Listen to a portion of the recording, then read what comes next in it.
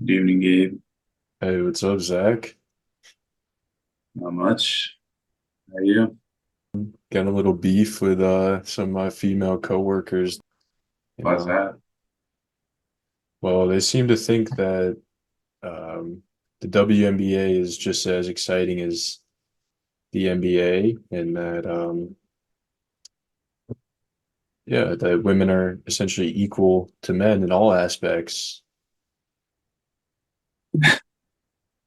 Well, what are their arguments? I don't think it's really from a logical standpoint because yeah, their arguments were just kind of wow, I can't believe you said that, but really no reason as to why they believe what they believe. Whereas me, I was saying, well, you know, the NBA hasn't made a profit in its entire existence. And then I went on to ask you, like, have you ever been to a WNBA game? Have you ever watched one on TV? No, no. So you tell me, is it more exciting? I mean, you've probably been to an NBA game and seen guys throwing alley-oops to each other. You tell me, is that more exciting? Well, I mean, you see it in revenue, you see it in ticket sales. Like it's not really up for dispute. Like more people tune in to watch NBA games than the WNBA. And that kind of leads into NCAA and how a lot of these young women are making more in college with NIL deals, but still feel the need to go pro and take a huge pay cut. Yeah, that's kind of interesting. I mean, what are women's sports that are popular? It's usually sports that men like to watch, like volleyball, gymnastics. And why? Because, well, I don't think we really have to explain why. And that's really what they don't want in the WNBA. They don't want girls posterizing each other and then like helping each other up and hugging after. But like that's what men would want. We would be cheering, let's fucking go, yeah.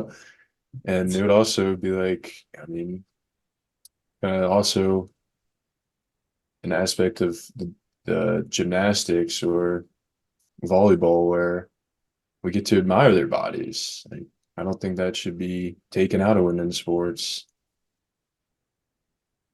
Well, I certainly think that that's a big reason, just sexual attraction. I mean, it's in everything, not just sports. I think that's a big reason that um, so many of these women's sports are, still in business per se, because, even at the university level, NCAA, like the football team, the basketball teams, men's basketball team are bringing in all the money for the athletic department. And we're supporting these women's sports with that money. Is that fair? I don't know. Is it equal? I guess so. But, sometimes equal isn't always fair. Yeah, yeah, that's a good point, and kind of makes me think about just men and women in a broader stance of, do you want equal outcomes or do you want equal opportunities? Because if you wanted equal opportunities, well, you're not getting that with the WNBA. You haven't turned a profit in your entire existence. So if things were equal, then there would be no WNBA. Like Right. the men would probably create something that, was probably more to our pleasing, like on a 9 foot rim or, something more suggestive where we get to see women in tighter clothes. Like that would probably make more money and that'd be an equal opportunity. But they want these equal outcomes where it's we want to be paid just as much as you guys, but we're not bringing in the same revenue. and it just doesn't. It's like you want the same outcomes, but you don't want to put in the same work. You don't want the same accountability at the end of the day. No. Um, and I'm not gonna discount like that women's sports like don't put in work. I mean, they do put in work, but it's just factually, it's not. Even like other men's sports, they don't put in as much work and time as like football players do, and that's why, maybe I'm biased at being a football player playing football, but we're the ones who are generating everything for the university. And then, you know, it drives me nuts when like these female athletes, they feel entitled. I mean, they feel like they're not getting enough, but like if you want equal, you wouldn't be, getting nearly as much as you already are. And like, let's be real, going pro as a female isn't the same thing as going pro as a, as a in a in a male sport like basketball or football. Um, you can make some money from it, but like you're not gonna make enough to change your family tree like these men's sports, these male athletes make. That's starting to change though with the NIL and in college. I mean, some of these female athletes are making multi-million dollars, which I mean, depending on what you do with that money, that can change your life. So, I just don't understand why these female athletes like they want to prove something, they have something to prove, like they have a like pride. Like to be honest with you, I don't really care. I don't really care about sports like some other people do. But like even a normal sports fan, they don't care nearly as much or get nearly as invested in the top picks of the WNBA NBA draft as they do like the NFL draft coming up. Yeah, yeah, that's a good point. Like kind of the branding, I think that's a lot of athletes, that's really what you're getting paid for is your ability to market yourself and make companies money just using your brand and your image. And like let's take the UFC. They get equal opportunity. They're both put on the same fight cards, and there's clearly a difference in the skill level. But I think the women that have success in sports and just making money, they understand that men are the ones primarily watching UFC. And so they get, I don't want to be this manly woman. They want to be this girly chick who's also an assassin and is sexy. Like that's what's appealing to us, and that's what's going to make them money and get more eyes on them, get companies to want to have them as an endorsement, and just being able to play that game of, well, we're not equal. We're not as good as you guys, so being like the braggy Conor McGregor type of UFC fighter, that's not going to work for women. You know, what works for them is being able to kind of parade their beauty. Yeah. I mean, I think it comes down to the fact that men are just it's not debatable. Men are superior to women physically. You can't debate that. I mean, we have a different muscle structure. We hold our weight different. Like men are just more capable and more naturally gifted at competition. And so like why would I want to watch women's sports where the level is just sub tier and things aren't as intense in any sport you can think of. Everything seems a little bit slower.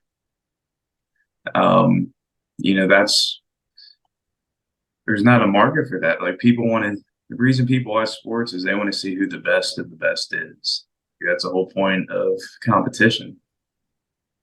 And you're not going to get that in women's sports. Yeah, there's a reason that women don't play baseball. They can't hit the ball. It's that small. They need to throw underhand, and uh, there's a reason that their fences aren't 400 feet. They can't hit the fucking ball that far. Like we're just different. There's really nothing up for debate there. It, and if your woman in your life won't take that and just say, yeah, you know what, you're right, then I think you need to find a new one because you guys really aren't going to agree about much, or you're going to have to just lie to yourself. And I mean, you're going to be the bitch in the relationship. Who wants that? Yeah. I mean, there's nothing worse than like, it's basically selling out. Like you're selling out for pussy, acting like you enjoy something for another benefit. You know, I think having, well, I don't think any man should have a wife that thinks that the two are equal or that men and women are equal because we're not. We're not.